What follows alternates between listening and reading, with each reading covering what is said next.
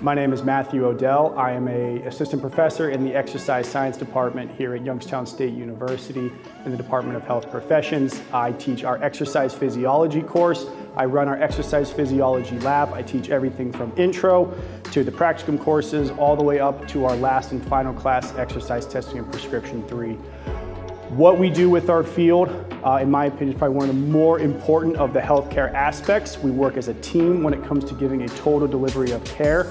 We are focused on the minor physiology and major physiology aspects of how exercise can influence and make an individual healthier. We take the prescription-based focus of working with an individual from a healthy population to a clinical population, prescribing exercise that is tailored for them to let them lead an healthy lifestyle. We work very closely with physical therapists, athletic trainers, strength coaches, all for helping and improve somebody's everyday performance or even just the general health and wellness of a specific individual.